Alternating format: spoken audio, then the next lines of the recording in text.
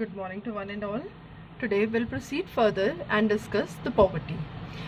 Now let's come to the next topic, that is causes of poverty. Main causes of poverty, one of the most important cause of every problem in Indian society, every problem जिसका root cause जो है that is population explosion.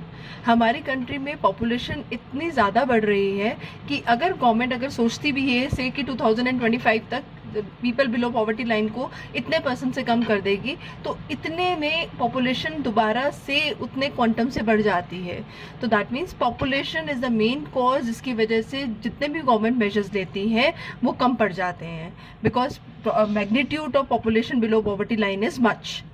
Similarly, economic development in the country is not at that level कि हमारी country से poverty को ख़त्म किया जाए. अगर कंट्री की इकोनॉमिक डेवलपमेंट ज़्यादा होगी तो ज़्यादा से ज़्यादा लोगों को जॉब अपॉर्चुनिटीज़ मिलेंगी.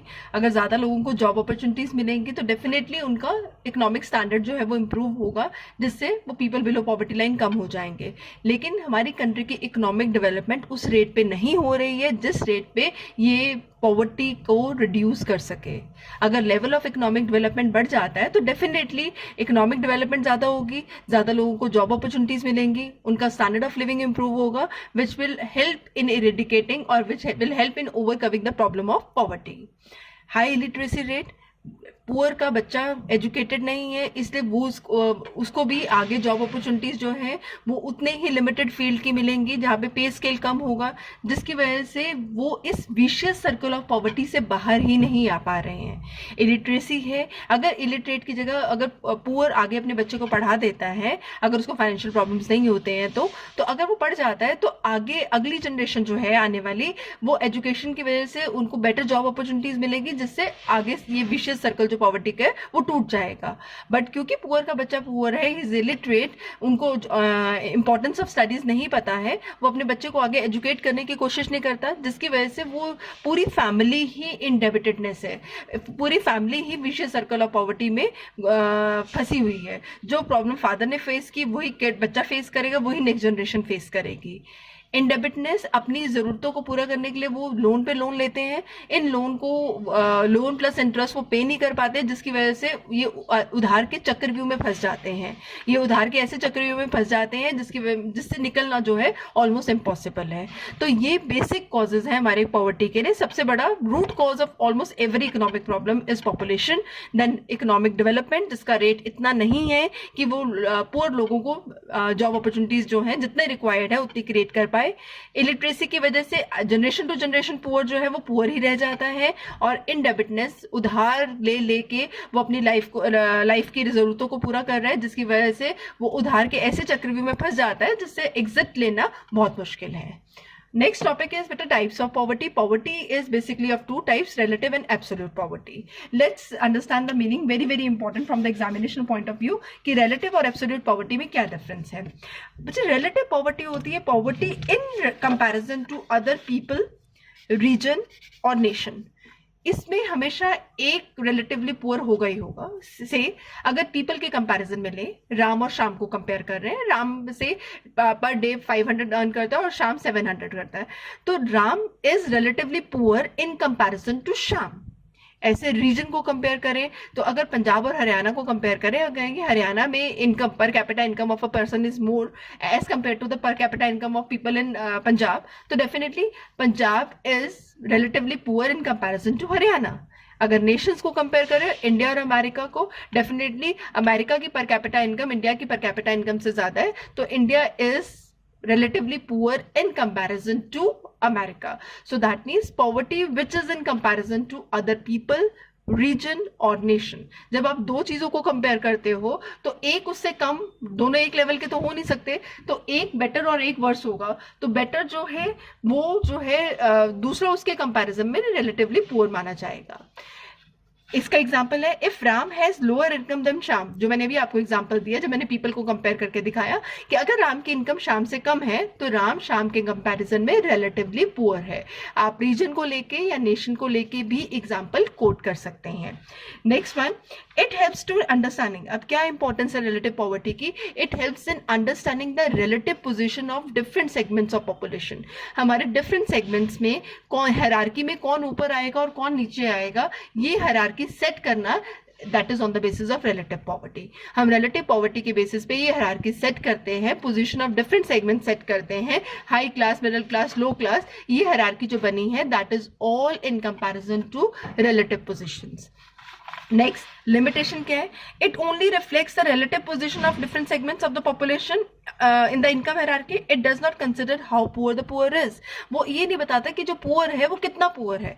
से अगर हम कहते हैं मिडिल क्लास और हाई क्लास में डिफरेंस है तो कितना डिफरेंस है, मिडिल क्लास और लो क्लास में डिफरेंस है तो कितना इनकम गैप है, that is not being considered in relative poverty. बस एक को ऊपर और पोजीशन और एक को नीचे पोजीशन मिल गई on the basis of the income, but not कि कितना गैप है। What is the relative position? It does not consider how poor the poor is. Similarly, अगर हम absolute poverty की बात करें, total number of people living below poverty line. Basically, absolute poverty it is for the nations which are developing. तो India जैसी country में जहाँ पे 21.9% people are living below poverty line, तो absolute poverty measures या it refers to total number of people living below poverty line. अगर इसमें example क्या होगा, जैसे 21.9% जो पीपल हैं इंडिया में वो पॉवर्टी लाइन से या गरीब रेखा से नीचे रह रहे हैं। अब इसकी क्या इंपॉर्टेंस है? It is relevant to less develop countries. मैंने ऑलरेडी बताया absolute poverty, people below poverty line आपको डेवलप नेशंस में तो मिलेंगे नहीं। तो एब्सोल्यूट पॉवर्टी का जो कंसेप्ट है that is basically meant for developing या अंडर डेवलप, लेस डेवलप या under develop countries like India, where there is abundance of poverty, जहां पे लोग अपनी बेसिक जरूरतें पूरी नहीं कर पा रहे हैं, और उनके बेसिस पे जो लोग अपनी बेसिक जरूरतें पूरी नहीं कर पा रहे हैं उनको हम बिलो पॉवर्टी लाइन कहते हैं, और इन लोगों को these people are termed as absolutely poor. Absolute poverty में इनको काउंट किया जाता है। Now it is relevant to less developed countries like India where there is abundance of poverty. Limitation क्या है absolute poverty की? It does not differentiate between very poor and other poor. हमने people below poverty line पढ़ा था जब मैंने आपको poverty line बनाई थी, तो कट ऑफ पॉइंट बताया था। जब मैंने आपको कट ऑफ पॉइंट बताया था बेटा, उसमें very poor, absolutely poor, poor, very poor, तीनों को हमने एक कैटेगरी में डाल के बिलो पॉवर्टी लाइन काउंट कर लिया। बट इसमें वो कभी भी डिस्टिंग्विश या स्टेट फॉरवर्डली नहीं बता पाता कि कितने जो पुअर है और वेरी पुअर है उसमें क्या गैप है। हमने पुअर, वेरी पुअर और एब्सोल्युटली पुअर तीनों को एक ही कैटेगरी में बिलो पॉवर्टी लाइन डाल दिया, बट इनके बीच में कितना गैप है, इनकम कितनी कम है एक दूसरे से, that is not being considered of. So that is the limitation of absolute poverty. So अगर हम कंपेयर करेंगे रिलेटिव और एब्सोल्यूट पॉवर्टी को, तो कंपैरिजन में पहला मीनिंग आ गया, दूसरा आपका एग्जाम्पल आ गया, तीसरा आ गया व्हाट डज इट शोज, क्या पता चलता है इससे, और चौथा लिमिटेशन ले लेंगे। And this is very very important from examination point of view, as already told you. Now next beta, that is what is the significance, क्यों जरूरत है absolute poverty और relative poverty को distinguish करने के लिए? What is the significance of the two methods? Absolute poverty is important as it helps to measure the number of people, number of poor people. Absolute poverty हम इसलिए निकालते हैं ताकि पता चले कि पॉवर्टी लाइन मतलब अंडर डेवलप कंट्रीज में पॉवर्टी लाइन से नीचे या कितने ऐसे परसेंट लोग हैं जो अपनी बेसिक जरूरतें भी लाइफ की पूरी नहीं कर पा रहे हैं। इसीलिए एब्सोल्यूट पॉवर्टी जो है वो निकालना इंपॉर्टेंट है। और रिलेटिव पॉवर्टी क्यों इंपॉर्टेंट है? ताकि inequalities of income in different segment पता चल पाए। अगर हमें पता नहीं होगा कि रिलेटिव पॉवर्टी नहीं निकालेंगे तो हमें कैसे पता चलेगा कि इतने परसेंट पीपल जो है वो मिडिल क्लास है, इतने जो है वो हाई क्लास है और इतने जो है वो लो क्लास है। तो हायरार्की बनाने के लिए कंट्री में इनकम हायरार्की, इनकम के अकॉर्डिंग लोगों को लेवल सेट करने के लिए we need to calculate the relative poverty. Absolute to find out to number of poor people and relative to set the income people या distinguish between the people on the basis of income. The relative poverty is important to be calculated. So this is all about relative and absolute poverty topic. Now further we'll proceed with the PAPs. PAPs stand for Poverty Alleviation Programs. हमारी country में poverty has been the major problem since independence.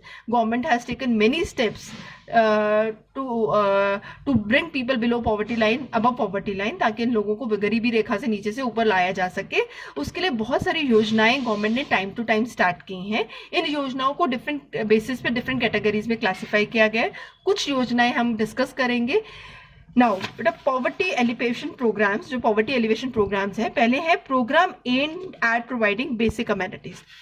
पहले वो category के programs हैं जो लोगों को basic amenities, basic जरूरतें लाइफ की जो है वो प्रोवाइड कर पाएंगे, जिसमें पहला है PDS, that is public distribution system, जिससे हम लोग सब एक्वेंटेड हैं। पब्लिक डिस्ट्रीब्यूशन सिस्टम वो राशन के डिपो जो गवर्नमेंट ने खोले हुए हैं, जहाँ पे लोगों को, पीपल बिलो पॉवर्टी लाइन वाले लोगों को खाना या तो फ्री ऑफ कॉस्ट या बहुत ज्यादा नॉमिनल रेट्स पे प्रोवाइड किया जाता है। व्हेन आई से food, food means basic food items, that is wheat, rice, pulses, sugar, oil, etc. So it refers to supplying goods at a fixed price or a subsidized rate to the poor. Subsidized rate या fixed price जो है वो rate इतना कम होता है कि ये easily affordability of poor में आ जाता है। Mainly food grains like rice, wheat to poor, जो मैंने आपको ऑलरेडी बताया कि पीडीएस के थ्रू गवर्नमेंट जो गरीबी रेखा से नीचे लोग हैं उनको जो फूड आइटम्स अवेलेबल करवा रही है वो बेसिक फूड आइटम्स है एट अ प्राइसेस 1 और 2 पर केजी, जिनका प्राइस मार्केट में तो बहुत ज्यादा है लेकिन गवर्नमेंट उनको 1 या 2 रुपए पर केजी के हिसाब से इन गुड्स को अवेलेबल करवा रही है। This is one of the program that is aimed at providing basic necessities. दूसरा इसके अंदर बेटा जो रिसेंट है that is mid day meal program, जो गवर्नमेंट ने पुअर सेक्शन ऑफ सोसाइटी के लिए स्टार्ट किया था। मिड डे मील प्रोग्राम का बेसिक था कि जो गरीब अपने बच्चे को स्कूल नहीं भेज रहे हैं, शायद वो इस कंडीशन पे बच्चे को स्कूल भेज दें कि बच्चा अगर स्कूल जाएगा तो उसको एक टाइम का खाना, कंप्लीट मील जो है वो स्कूल प्रोवाइड करेगा। तो इससे एक तो जो गरीब बच्चे हैं वो स्कूल आना शुरू कर देंगे, मे बी वो खाने की लालच में स्कूल आए बट स्कूल की अटेंडेंस जो है वो इंप्रूव हो जाएगी। So poor section of society are provided with the mid day meal during the school hours. इससे ऑब्जेक्टिव क्या थे? At least improve the attendance of the students in the government schools, कि इससे जो बच्चे हैं खाने के लालच में कम से कम स्कूल अटेंड करेंगे, जिससे गवर्नमेंट स्कूल की अटेंडेंस इंप्रूव हो जाएगी, which will further help in eradicating the poverty. So this, और इससे एक और भी ऑब्जेक्टिव था बेटा कि कम से कम एक टाइम का खाना उनको प्रॉपर मिल पाएगा, एक टाइम का जो बैलेंस डाइट है वो उनको अवेलेबल करवा पाएंगे। So that was the major objective of the government. So these two program, that is PDS and mid day meal program, these are the part of program aimed at providing basic amenities. Next is program aimed at social security. मैंने साथ में लिखा है कि providing material security for the elderly, वो लोग जो society के नेग्लेक्टेड लोग हैं, जिनको सोसाइटी जो है डिस्कार्ड कर चुकी है, जिनकी हेल्प के लिए कोई नहीं है, गवर्नमेंट ने ये प्रोग्राम उन लोगों के लिए स्टार्ट किए हैं। एल्डरली जो बुजुर्ग लोग हैं, डेस्टिट्यूट या विडोज हैं, जिनको सोसाइटी लुक डाउन करती है या जिनके लिए सोसाइटी ने जिनको डिस्कार्ड कर दिया, they are not considered as a part of society और उनके लिए कुछ भी कोई नहीं करना चाहता, चाहे परिवार ने निकाल दिया या सो ऑन। इन लोगों के लिए जो गवर्नमेंट ने प्रोग्राम स्टार्ट किए हैं, they are termed as program aimed at social security. NSAP, national social assistant program, पहला प्रोग्राम है national social assistance program, initiated by, ये किसका प्रोग्राम था? सेंट्रल गवर्नमेंट का। आई रिपीट बेटा, ये सारे प्रोग्राम उन लोगों के लिए या उन कैटेगरी ऑफ लोगों के लिए हैं जिनको सोसाइटी ने डिस्कार्ड कर दिया, like elderly, destitute, widows and so on. No one to take care, जिनका ध्यान रखने वाला कोई नहीं है, उनका ध्यान गवर्नमेंट रखेगी, जिनमें मैंने ऑलरेडी आपको कौन सी कैटेगरी ऑफ लोग है वो बता दिया है। उनको गवर्नमेंट पेंशन प्रोवाइड करती है ताकि वो बेसिक नेसेसिटीज को मीट कर पाए, कुछ भी नहीं है। वर्ड सजेस्ट करना, national social assistance program central government की स्पॉन्सर्ड स्कीम है, उन लोगों के लिए स्टार्ट की गई है जो सोसाइटी के नेग्लेक्टेड लोग हैं, that is destitute, widows and so on, और उनको गवर्नमेंट पेंशन प्रोवाइड करेगी ताकि वो अपनी बेसिक नेसेसिटीज ऑफ लाइफ पूरी कर सके, वो किसी पे भी निर्भर ना रहे, वो अपनी जरूरतें जो हैं अपनी इनकम से पूरी कर पाए। दूसरा है बेटा प्रधानमंत्री जनधन योजना, जो 2014 में लॉन्च की गई। गवर्नमेंट ने इसमें ये कोशिश की कि हर हाउस होल्ड का एक बैंक अकाउंट होना चाहिए। इससे अगर वो अपना बैंक अकाउंट खोलता है, एक तो उससे ये होगा बेटा कि बैंक अकाउंट में वो अपने सेविंग्स जो है वो सेफली रख सकते हैं। दूसरा, गवर्नमेंट ने कोई भी अगर बेनिफिट इन लोगों को ट्रांसफर करना है तो डायरेक्टली अकाउंट में ट्रांसफर कर दिया जाए, ताकि कोई भी मिडल मैन बीच में ना आए, और गवर्नमेंट ने जो भी बेनिफिट गरीब को ट्रांसफर करना है या पीपल बिलो पॉवर्टी लाइन को ट्रांसफर करना है, that should directly reach them, there should be no middle man. अगर अकाउंट होगा तो डायरेक्टली गवर्नमेंट अकाउंट से इनके अकाउंट में ट्रांसफर कर दिया जाएगा। 2014 में ये स्कीम लॉन्च हुई। It encourage the people to open a bank account and develop habit of saving. एक तो अकाउंट खोलें ताकि अपनी जितनी छोटी मोटी सेविंग्स है उसको वो अपने अकाउंट में डाल सकें, and also to get all the benefits provided by the government in the account. मैंने ऑलरेडी कि मिडल मैन को खत्म करना है, गवर्नमेंट जो भी बेनिफिट्स इनके लिए अनाउंस करती है वो डायरेक्टली अकाउंट क्रेडिट किए जा सके। Under this scheme, beta, next under this scheme, account holder is entitled to 1 lakh accidental insurance, 1 lakh का एक्सीडेंटल इंश्योरेंस और 30,000 का लाइफ इंश्योरेंस इन अकाउंट्स को, जो जनधन योजना के अंडर अकाउंट्स खोले जाएंगे उनमें 1 लाख का एक्सीडेंटल इंश्योरेंस पर अकाउंट प्लस 30,000 का लाइफ इंश्योरेंस कवर जो है वो अकाउंट होल्डर को दिया जाएगा. These were the program that aimed at social security, जिसमें हमने 2 प्रोग्राम पढ़े, NSAP national social assistance program and Pradhan Mantri Jan Dhan योजना. बच्चे इन प्रोग्राम्स में समझाने वाला कुछ ज्यादा नहीं है. कब स्कीम स्टार्ट हुई, कितने लोगों को बेनिफिट हुआ, किसकी स्कीम थी, सेंट्रल की थी या स्टेट की थी, एजुकेटेड के लिए थी या अनएजुकेटेड थी, किस कैटेगरी ऑफ लोगों के लिए थी, that is to be learned of. उसमें एक्सप्लेनेशन पार्ट जो है वो बहुत कम है. Next one, wage generating programme. बेटा wage generating and self employment 2 तरह के प्रोग्राम और गवर्नमेंट ने स्टार्ट किए. वेज जनरेटिंग थे जिनमें गवर्नमेंट ने उनको जॉब दी, वेजेस के उनके लिए अवेलेबल करवाई, उनको जॉब दी और इन टर्न वेजेस पे की. और सेल्फ एम्प्लॉयमेंट प्रोग्राम वो थे जिसमें गवर्नमेंट ने जॉब नहीं दी, गवर्नमेंट ने उनको फाइनेंशियल हेल्प दी और उन्होंने उनको बोला कि अब वो अपने लिए कोई भी काम का रोजगार खुद क्रिएट करें. That was called self employment program. Wage employment में जॉब अवेलेबल करवाई और सेल्फ एम्प्लॉयमेंट ने गवर्नमेंट ने उनको फाइनेंशियल असिस्टेंस दी और बोला कि अपने लिए सोर्स ऑफ एम्प्लॉयमेंट खुद क्रिएट करें. सो इसमें सबसे इंपॉर्टेंट जो है, बहुत सारी स्कीम्स हैं, सारी डिस्कस नहीं की जा सकती, बट मेजर जो है वो डिस्कस की जा रही हैं. Mahatma Gandhi national rural employment guarantee act, जिसे MN नरेगा भी कहा जाता है.